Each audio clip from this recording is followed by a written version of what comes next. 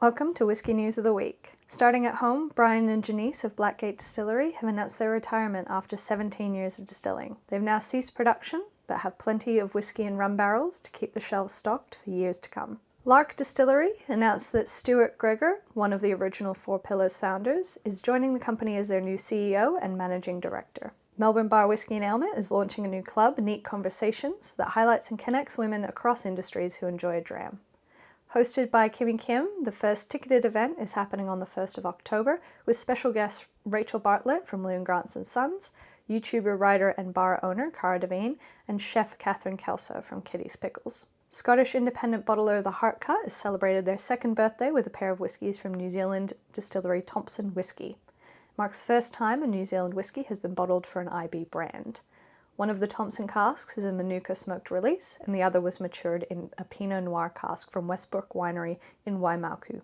In fashion news, Lagavulin Distillery has collaborated with Scotland's Lovat Mill to create a bespoke tartan inspired by their Islay home. Lagavulin's tartan features 6 amber lines representing their 6 stills, along with deep brown threads for the peat that they use. The tartan was debuted at New York Fashion Week, and the distillery has enlisted longtime fanboy Nick Offerman to model a tailored outfit made from the tartan as part of the promotion. Locals on Skye have taken to the Highland Council to oppose Talisker Distillery's new building plans. Late last year, Diageo filed an application to demolish the current buildings, which date back to the 1960s, and construct a newer and bigger distilling site. Sticking with Diageo, they've also just unveiled their oldest ever cask of Mortlach. The 1984 barrel is the last cask laid down in that year, and while unconfirmed, it is possibly one of the barrels purchased by Diageo from the bottlers Gordon and MacPhail. And the Alia Off-Premise Awards finalists have been announced, and the Whisky List is in the category for Best Online Liquor Retailer. The winners will be announced on the 5th of November, so stay tuned for that. Now to the new whiskies announced this week. An upcoming Bruichladdich release has had its info leaked online, and fans should be excited.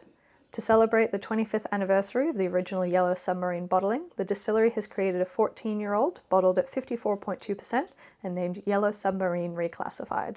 The original Yellow Submarine was crafted after a Yellow Ministry of Defence sub was found floating off the coast of Islay in 2005. Staying on Islay, Ardbeg Distillery have just released their second bottling in the Millennium Y2K series with a 24-year-old finished in Amontillado sherry casks. Sagamore Spirits in Maryland have released their oldest straight rye whiskey with a 10-year-old, keeping it traditional with maturation exclusively in New American Oak. And finally, Glenfiddich Distillery has collaborated with the Aston Martin Formula One team to launch a travel retail 19-year-old expression. It comes on the backs of a 16-year-old limited edition with the racing team launched last month. And this has been your Whisky News of the Week.